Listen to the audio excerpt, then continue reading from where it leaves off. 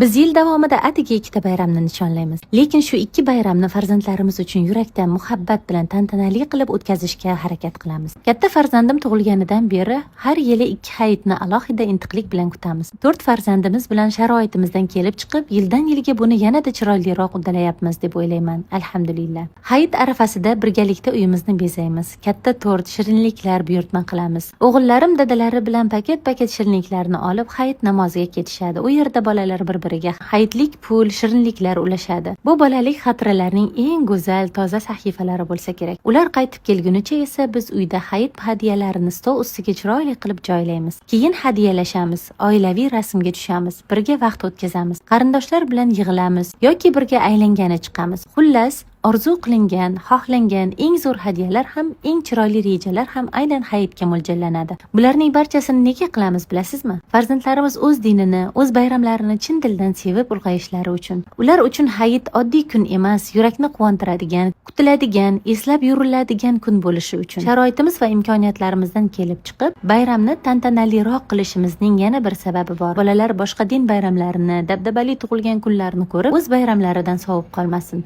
Aksincha, ularning qalbida bizning bayramlarimiz eng chiroylisi degan ishonch bo'lsin. Dugona bularning barchasini maqtanish uchun emas, balki sizga g'oya va ilhom bo'lsin deb aytayapman. Har kim o'z imkonidan kelib chiqib qilsa ham, eng muhimi farzandlarimiz qalbiga dinimizni muhabbat bilan singdirish. Chunki bolaga berilgan eng katta hadya bu faqat o'yinchoq emas, bu mustahkam e'tiqod va go'zal xotiradir.